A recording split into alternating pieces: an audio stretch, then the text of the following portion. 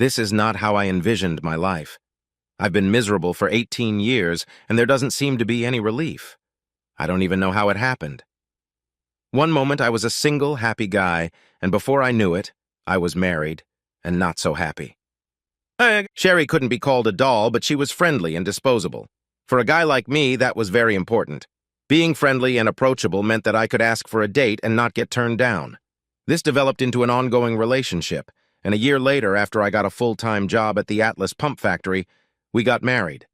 Now, 18 years later, I'm still working at Atlas Pump Works and still married. The biggest difference is that I now have 2 children. I have always been malleable. I never wanted to be a boss or any kind of entrepreneur. I believed in the philosophy of go with life, whatever that is. Don't make waves and don't piss anyone off. It worked for me most of the time. What did I mean by most of the time? Well, it didn't work as far as my marriage was concerned. Sherry quickly realized that she could use my unusual personality quirks to her advantage.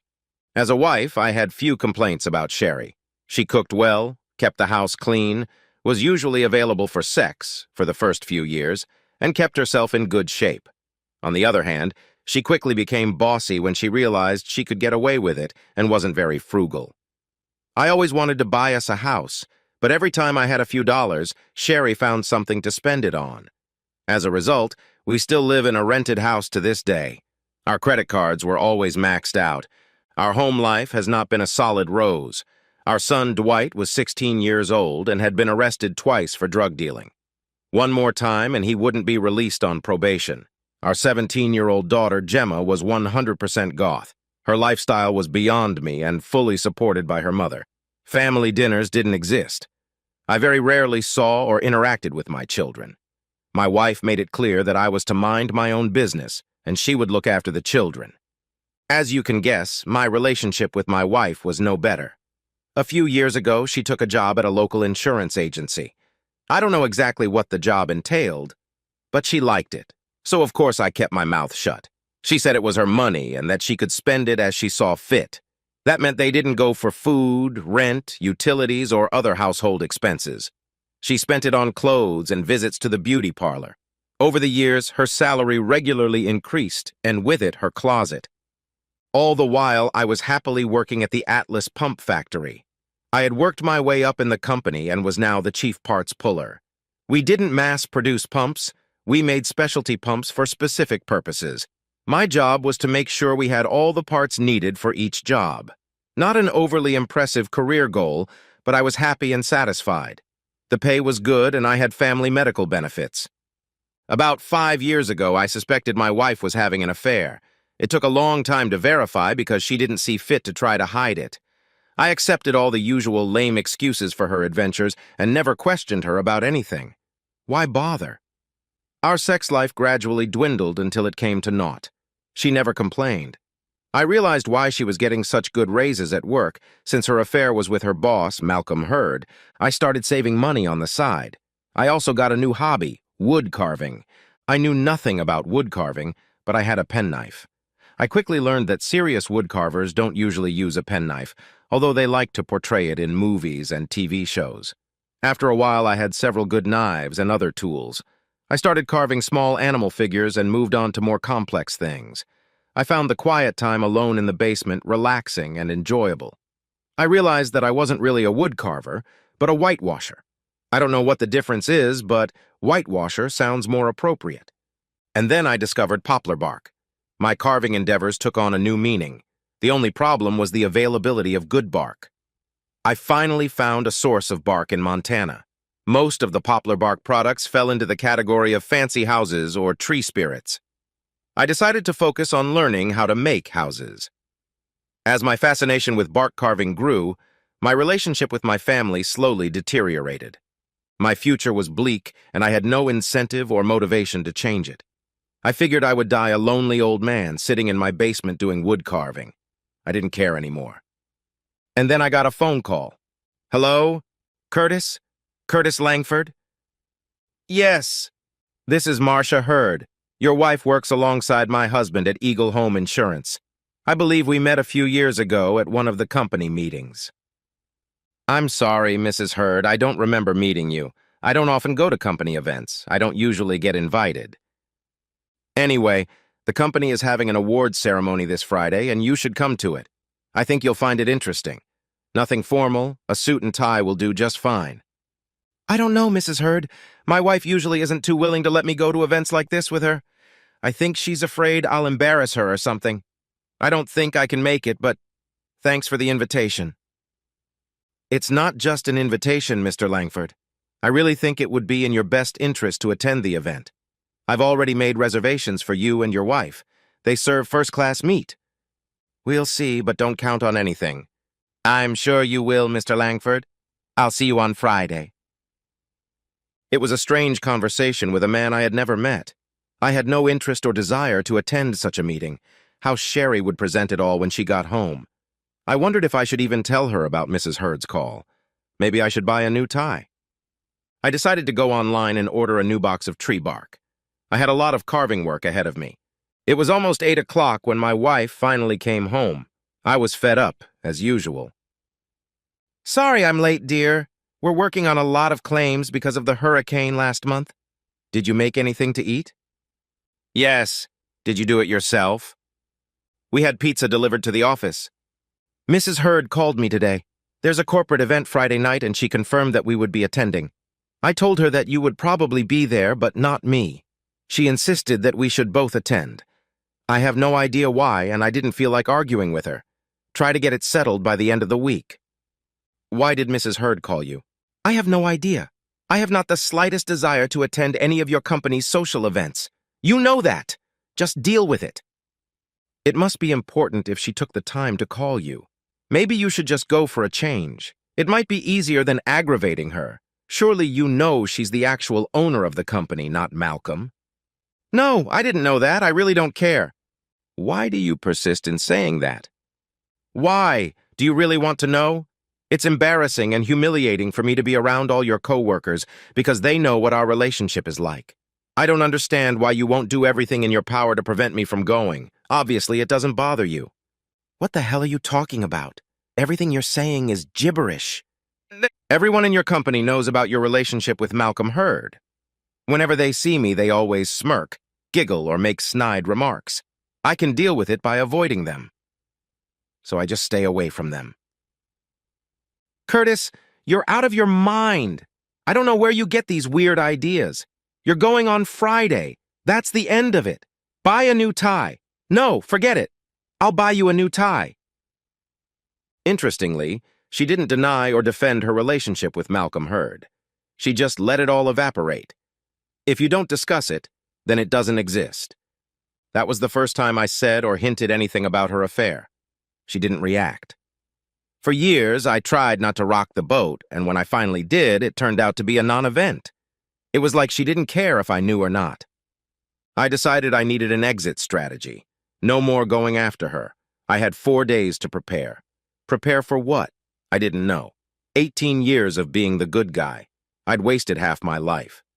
By Friday, I was ready. All options were considered and one was chosen. The hardest part was what to do with the kids. They were both mine, I assumed, but I had no parental bond with either of them. I tried, but to no avail.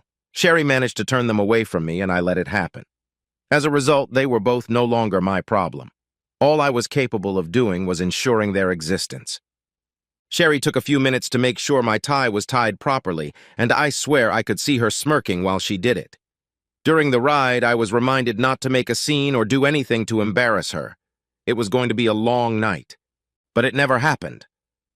There were only about 50 or 60 people there, and I didn't know any of them. Sherry quickly left me, and I headed over to the open bar and grabbed a bottle of whatever beer they had in stock. I hadn't even finished the first one before I noticed several young guys looking in my direction and smiling. When I looked away, I could make out the word creep and a few chuckles. Hi, my name is Gary Jones. You're Curtis, right? Sherry's husband? He held out his hand. I shook his hand and just nodded at him, silently confirming my identity. For a few seconds we stood in silence, neither of us knowing where to direct the conversation. So, Curtis, how long have you and Sherry had an open marriage? I've heard of such arrangements, but I've never met anyone who actually lived like that. He smiled and waited for an answer. He wasn't playing smart. This was a serious question for him. I noticed a small group of women nearby, looking in my direction and giggling. If I stayed here, it was going to be a long night. Not 10 minutes later, I walked through the door. I set my half-empty bottle on the bar, turned to my companion, and shook his hand again. "Nice to meet you, Gary Jones. Enjoy the rest of your evening." I turned and quietly walked out of the building. I spent the next hour loading up my 10-year-old Outback. I was glad I had spent so much time preparing. I was trying to figure out if I wanted to take George Foreman or not when my cell phone rang. Curtis, are you there? It's Marcia Hurd." "Yes, I'm here. What can I do for you, Mrs. Hurd?" "You've disappeared. I saw you and your wife go into the house and then you were gone. You missed an important part of the evening. I felt you should be here." "I don't understand. What exactly did I miss?" "At 8 o'clock this evening, my husband Malcolm was served with divorce papers, and your wife was served with a summons. Since I owned the company, they were fired as well. I wanted to do it in a way that would be as humiliating as possible. That's why I wanted you to be there, to embarrass your wife as much as possible." "Wow, I'm sorry I missed that. I applaud your creativity." I didn't know what else to say, and we sat in silence for a while. "Are you going to be all right, Mrs. Hurd?" "Yes, of course. Why do you ask?" "Just trying to be a little considerate." "Well, thanks for the call. I've got to go now. Good luck with the business. Goodbye." I hung up before she could continue the conversation. I had a long drive ahead of me. The evening worked out much better than I had anticipated. I took George Foreman with me. My brother Stan and his wife Barbara lived in Huntsville. Stan had his own business servicing garage doors and wicket gates at personal storage units. There were over 100 storage units in the county, which meant thousands of overhead gates that were in constant need of repair. There was more work than he could handle. Some of the larger storage facilities had their own maintenance staff, but for most it was more cost-effective to outsource the work. I moved in with my brother and immediately started my new job. After working with him for 3 weeks, I started going out to work on my own. It was a nice change of pace. I kept my old cell phone but took out the SIM card. Stan gave me a new phone for business. I also started looking for an apartment. Staying in the guest room wouldn't work for long. I had no contact with Sherry or anyone at home. No one knew where I was. I got my Alabama driver's license and tags for my Subaru. Life was good. Things were going great. I had a small apartment within walking distance of Stan and Barbara. One of the bedrooms was set up as a wood carving space. I bought a small air fryer to accompany my George Foreman. I didn't go full keto, but I started watching my carbs. In 6 months, I lost 30 extra pounds. I didn't miss my old life, but I felt like I never got closure. I expected someone to come looking for me, but that didn't happen. No one cared that I was gone. They may have missed my money, but I was sure they never missed me. I was never served with divorce papers or asked for alimony. I lost several nights of sleep worrying about it, but quickly got rid of it with the help of Little Black and Tan. Finally, one day, I decided it was time. "Hey, Curtis, is that you?" She sounded normal. "Yeah. I'm just calling to see if you filed for divorce yet." "Why? Are you thinking of getting married again?" "No, but I thought you might. I don't want to stand in your way." There was a brief pause. "Curtis, where are you? Do you think you'll ever come home again?" "I haven't thought about it. As far as I'm concerned, things are good the way they are. How are things with you?" "Not very well, I'm afraid. Fortunately, you called on Sunday. I'm usually at work most of the day. I work at the Waffle House every morning and clean the shelves at Kroger's in the evening. It's the only way I can pay rent, utilities, and car insurance." "Sorry to hear that. What happened at the Eagle House?" I didn't get an answer. I waited a few moments. "Can't the kids help you? They're old enough to find some work." Dwight got caught dealing again and is serving 2 years in a juvenile detention center in Graterford. Gemma's in California right now with a guy named Rocco. I never got his last name.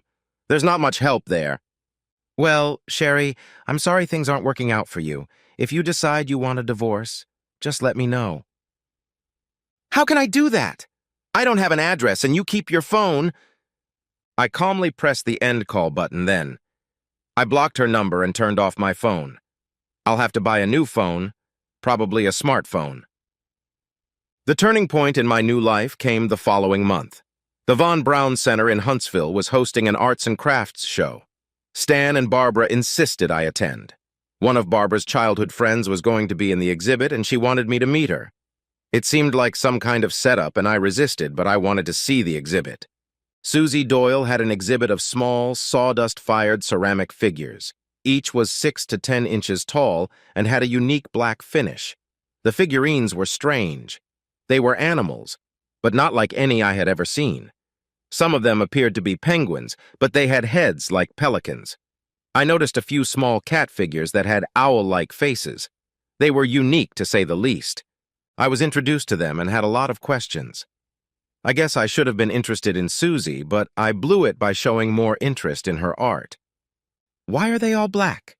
Do you fire them yourself? Is that real sawdust or pellets like in smoking grills?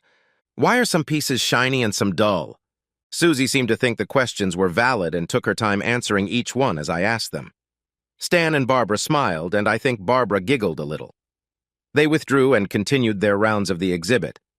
I stayed and talked to Susie. I spent more time in conversation with her than I had ever spent with women before. We didn't discuss anything personal, but I asked if I could come to her house. She was very receptive. 30 minutes later, Stan and Barbara returned. We went into the Outback to get some dinner. Curtis, do you realize that since we left the convention center, all you've talked about is Susie and her animals? Barbara sort of smiled as she said this. I paused. I guess I did, yeah. I used to like her. And I liked her funny animals, too. I felt comfortable with her. Stan leaned across the table and looked me in the eye. That's a good thing, Curtis. Don't pass her up. I was a little embarrassed, and Stan and Barbara picked up on that. They grinned when I told them I was going to visit her that weekend. Finding Boaz was easy with the GPS. Finding where Susie lived, on the other hand, was not so easy. It wasn't a farm or ranch, just a village. The house stood off the road about 100 yards away. There were several outbuildings adjoining it, more than one would have guessed. I can't say the house was neat, but it wasn't dirty either. You could tell it looked lively. It was also very private. I was greeted with hugs and barks from the dog, who quickly quieted down when he realized I wasn't a threat. The chickens didn't seem to care. We started the day with coffee and light conversation. She couldn't wait to show me her pottery studio. About 100 feet behind the house was a low hill, one side of which showed the area where she was digging out clay. There were several crudely made wire mesh racks that she used to sift the clay before bringing it into the house. It quickly became clear how she managed to maintain a trim figure. Pushing the wheelbarrow down the uneven path back to the workshop when it was full of clay was not easy. After a few hours, I was completely stunned. The only thing I didn't see was where the sawdust was coming from. She said it would come in the afternoon. The sawdust was used to fire ceramic figurines. She would load a 55-gallon barrel with sawdust and greenware figurines and then fire it up. Several days would pass before the smoldering fire reached the bottom of the barrel. By then, all the figurines were already burnt. The finer the sawdust, the slower the fire would burn. We ate a couple sandwiches for lunch and then sat on the porch. Between two heavy rockers, she set an ice chest and smiled. Apparently, she had called Stan and Barbara before I arrived. The refrigerator was full of black and tans. We never got to visit the sawdust mill, but we did kill quite a few long necks. Susie made us pasta for dinner, and I spent the rest of the evening drinking coffee. No, I didn't stay the night. But I did need a GPS to get home. I started spending a lot more time in Boaz, which seemed to please Stan and Barbara. While I was not at all interested in making ceramic figurines like Susie did, I was curious to see how she did it. Of course, the whole time I wasn't doing wood carving. I spent a few days improving the path from the clay pit to the workshop. I also managed to buy a two-wheeled heavy-duty cart to replace the wheelbarrow, which I thought was a bit flimsy. The main way of controlling the burning rate in her sawdust kilns was by adjusting the airflow. The type of sawdust available and its texture also affected the firing. I was able to adapt an old lawnmower to process the sawdust into smaller pieces, which resulted in slower burning. Susie was thrilled with my efforts. One thing led to another. and eventually I ended up staying the night in Boaz. Susie and I became much closer. By then, we were talking about personal things as well. I was careful to talk about my marital problem, trying hard not to be vindictive. It didn't bother her too much that I was married. Her situation was a little different. Susie had been married for 30 years. They had no children. Her husband Dave had just retired from TVA. Shortly after they moved in, he had a heart attack. At the time of the attack, he was in the backyard of the house. When she found him, he was already too weak to be saved.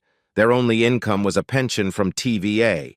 If he died, the pension would stop. So she made sure he never died. She showed me his resting place, and I'm sure I noticed a small tear in her eye. Susie kept him alive for over 3 years. Joint federal income tax was a problem, but in the computer age, it was easily overcome. The pension check came every month, and everyone was happy. One of the nice things about living in Boaz was that no one bothered you. During the week, I lived in Huntsville and continued to work for Stan. On weekends, I was with Susie. She was as enamored with my bark carvings as I was with her pottery. I had a little nook in her store. Unfortunately, I didn't have much time for wood carving. The house she shared with Dave was in serious need of repair. Between helping her in her shop and fixing everything around it, there just wasn't much time. I got a call from my dad in Ocala yesterday. Stan caught me before starting his rounds on Monday. Is everything okay? Is Mom okay? Yes, they're doing fine. He called to let me know they got a letter from a lawyer in Pennsylvania about your divorce. Sherry didn't know where to send it, so she asked me to deliver it to them. I told him to forward it to me, and I'll make sure you get it. Damn! It's nice to get some good news for a change. What are you going to do? I guess I'll just sign it and send it back. It might be a good idea if I get someone to look at it first. What do you think? We have a lawyer who handles this business. I'll have him check it out. The divorce was pretty straightforward, so I just signed it and sent it back. She got everything that was in there, and I got everything I had. All that was left was to wait 90 days. Susie seemed happy to hear about it, but tried to keep her hands to herself. I was somewhat relieved. After about 3 months, I was already living in Boaz full-time. I still worked for Stan, but I had to join the morning caravan to Huntsville. Like thousands of ants, residents of the rural areas south of Huntsville migrate north every morning. Not to lose hope, thousands of the same ants flocked from the hills of Tennessee at the same time. Jobs and employment in Huntsville were booming, and people were willing to drive for the big paychecks. Cars would head north in the morning and return in the evening. Life was good.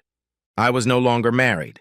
Susie was active in the craft community and kept a schedule of all the craft shows and fairs in the county.